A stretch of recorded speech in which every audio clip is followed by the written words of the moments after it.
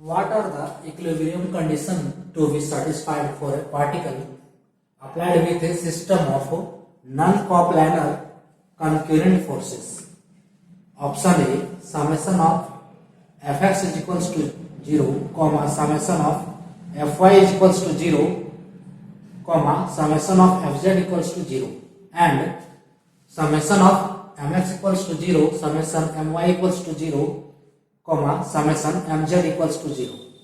Option B, summation fx equals to 0, comma, summation fy equals to 0, and summation fz equals to 0.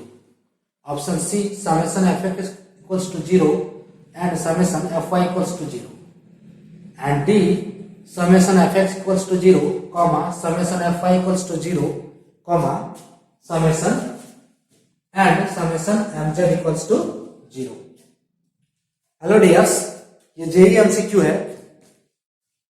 Question पूछा है कि इसमें non coplanar concurrent forces के लिए equilibrium condition क्या होगा।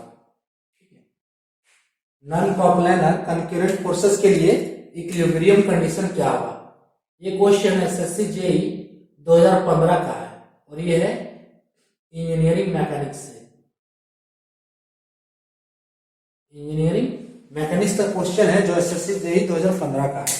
तो नॉन कोप्लानर कंकरेंट फोर्सेस, उसके लिए इक्विलिब्रियम कंडीशन क्या होगा। नॉन कोप्लानर और कोप्लानर फोर्सेस क्या होते हैं। कोप्लानर वो होते हैं जिसका जो फोर्सेस एक ही प्लेन में है, ठीक है, उसे हम कहते हैं कोप्लानर।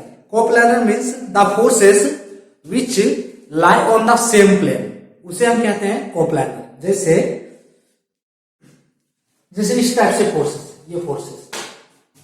ये दो फोर्सेस है, सपोज कीजिए फोर्सेस 1, फोर्सेस 2। तो ये फोर्सेस क्या है, एक ही प्लेन में है। जैसे ये प्लेन है, ठीक है, ये हमने प्लेन बनाया और इस पे दो फोर्सेस है।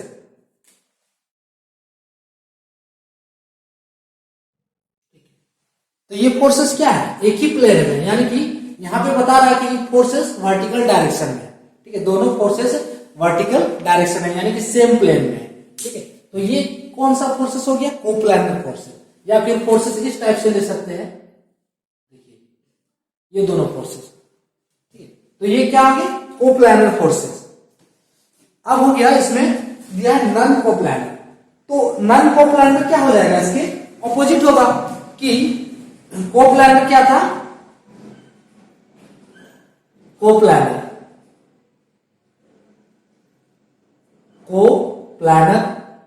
का कंडीशन क्या था, forces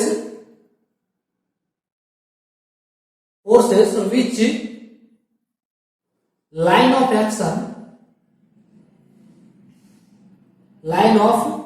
action lies on the same plane, ठीक है। तो नॉन कोप्लानर के लिए क्या होगा, जिसका line of action same plane में नहीं लाई कर रहा है, ठीक है, डिफरेंट प्लेन में लाई कर रहा है। Non coplanar which line of action, ठीक है, इसमें forces which line of action do not lie on the same plane, do not lie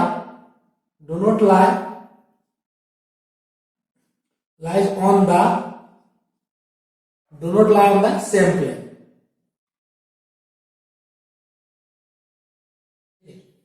तो उसे हम कहेंगे नॉन कोप्लानर। अब नॉन कोप्लानर फोर्सेस क्या हो गया, जैसे जो फोर्सेस एक ही प्लेन में लाई नहीं करते हैं, इसे यहां देख सकते हैं।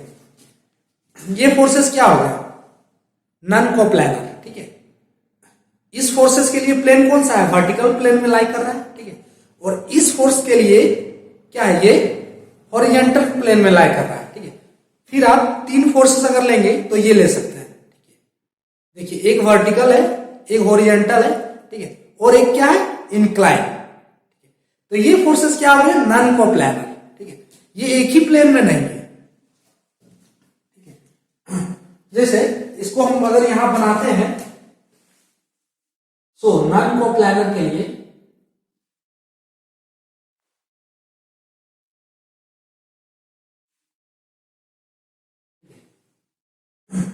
तो मान लीजिए ये प्लेन है, नॉन कोप्लानर के लिए 3D होना चाहिए। सो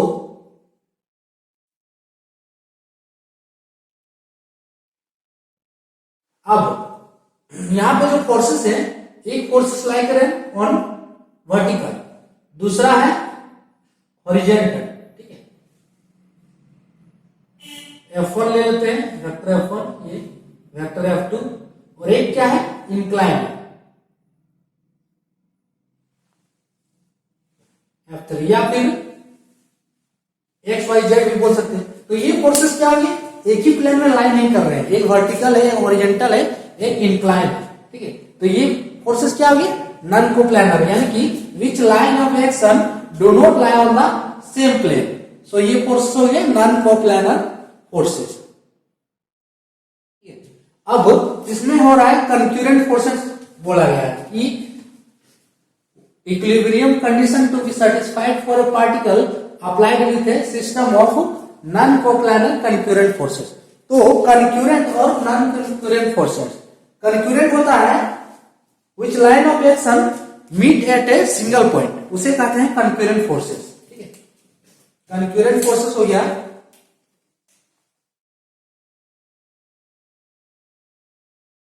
concurrent forces which line of action meet at a single point, उसे कहेंगे concurrent forces। forces which line of action, forces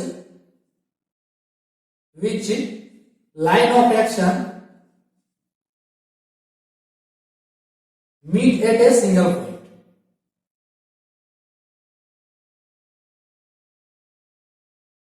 single point, तो वो हो गया कंक्यूरेंट फोर्स। ठीक है, इसका डायग्राम बनाएंगे तो कुछ इस टाइप से होगा, ये फोर्सेस का, जैसे ये हो गया, इसका लाइन ऑफ एक्शन क्या है, सिंगल पॉइंट पे मीट कर रहा था, ये कंक्यूरेंट फोर्सेस हो गया। फिर है नॉन कंक्यूरेंट फोर्सेस, तो ये हो गया which line of action do not meet at a single point, इसके ऑपोजिट। ठीक है, so non concurrent, non concurrent forces which line of action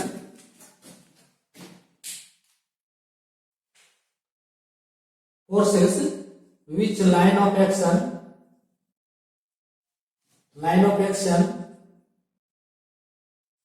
do not meet at a single point, meet at a single point, single point।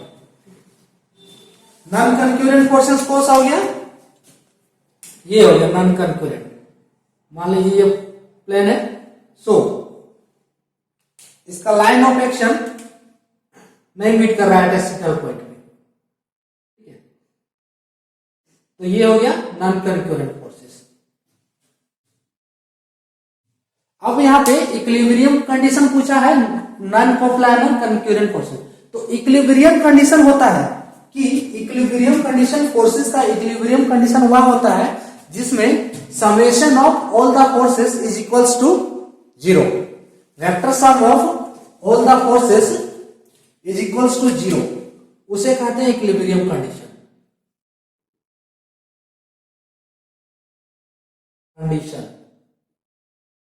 Vector sum of all the forces is equals to 0, sum of all the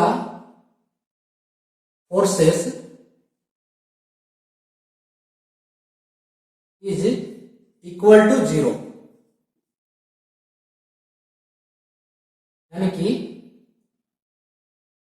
summation equals to 0, ये होना चाहिए, उसे हम कहेंगे equilibrium condition, forces का equilibrium condition. यानी कि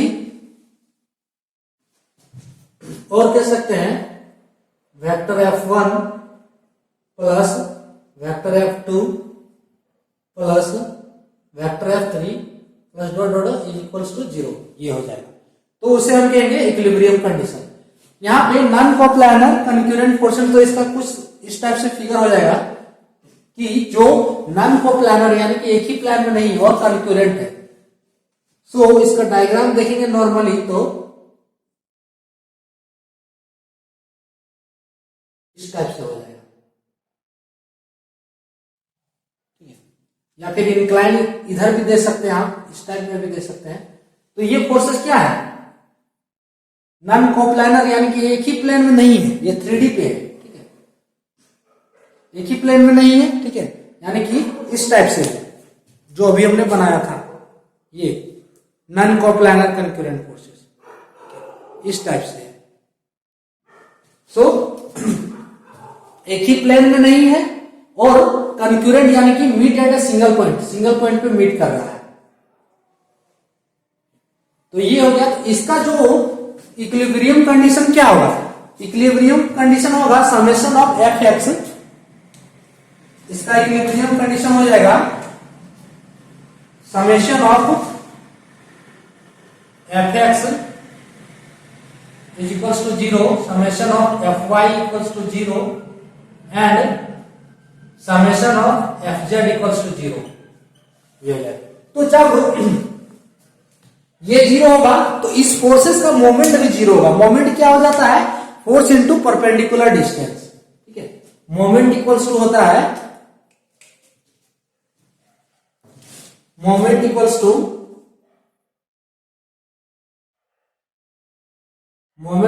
होता है फोर्स इंटू परपेंडिकुलर डिस्टेंस।